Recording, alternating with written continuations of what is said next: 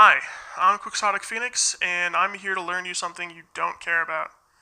Today, that's bottled water. There are four main types of bottled water, the most common of which is purified. This is the basic bitch of bottled water. It's everywhere. It's not doing anything exciting, it's not adding much to the world, but it's, pretty much what you expect. There's nothing wrong with it, it's just all a bit bland. Just normal tap that's been run through a filter, bottled, and sent to your store. When people say you're being scammed by buying bottled water, that's usually what they're referring to. Most of the major brands in purified water are actually owned by larger brands.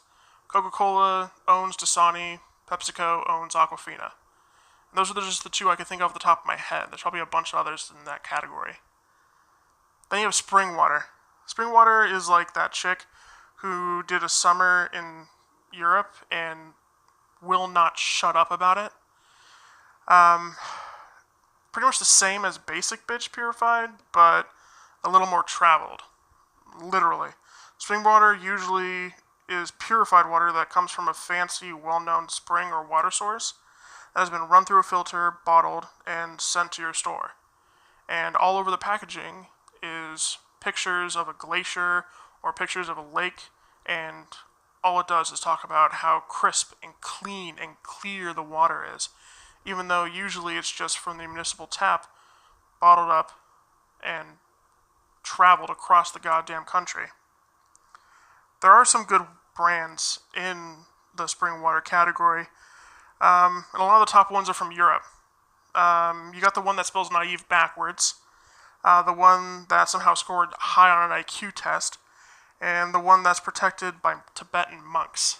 Though that last one is probably false advertisement, seeing how it's partially owned by the Communist Party in China. We should probably talk about mineral water next. Mineral water is usually what people think of when they think of fancy water. It's got the minerals, it comes in the glass, it usually has the bubbles too.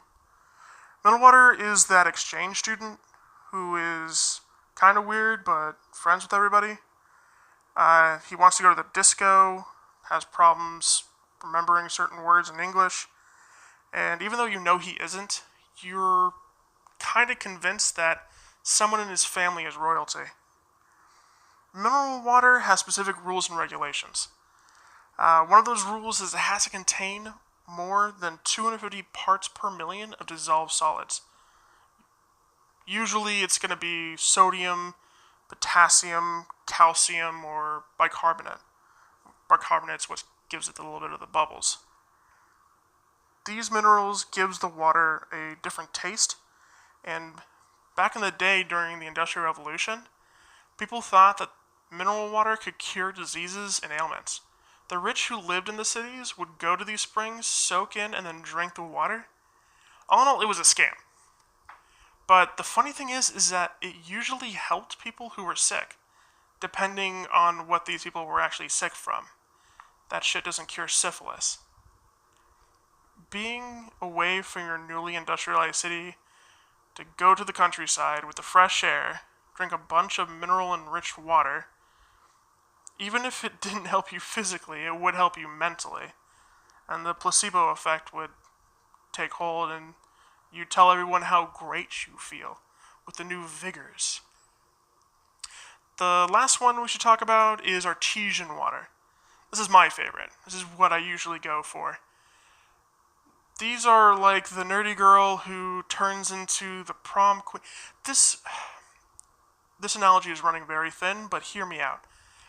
Artesian water means that it comes from a spring or an aquifer, but comes out underneath its own pressure, meaning that it has been untouched and is tapped underneath the top of the water table.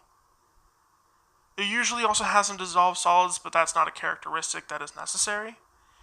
But the reason why people love it so much is because it's one of the freshest and most natural ways you can get water. Voss, Indigo H2O, and my favorite, Fiji water, all inhabit this kind of water. Fiji comes from the Fiji archipelago, which is volcanic, kind of like Hawaii. The volcanic rock filters the rainwater, and that's why it has minerals in it. One of the things with Fiji is that it has a natural pH of 7.7. Recently, we've seen certain waters come out that have a super high pH. I've seen some as high as 9.5 and 10. That shit's really close to bleach, and you should not drink that. Anything close to 10 is not good for you. Your blood is anywhere from 7.1 to 7.5. Distilled water is a straight 7. Most purified water, even the main brands, are usually 7.3. So, go for one of those. You shouldn't really go for anything that's going to be higher than 8 anyway. And it's one of the reasons why I really like Fiji, is because it's done naturally without adding anything onto it. I'm not sponsored by Fiji or anything, but if they want to send me a case of water, that'd be amazing. Anyway, I've been Quixotic Phoenix, and now you're a little bit more knowledgeable in stuff that doesn't matter. Leave a comment on what I should do on my next video, and subscribe for more useless stuff.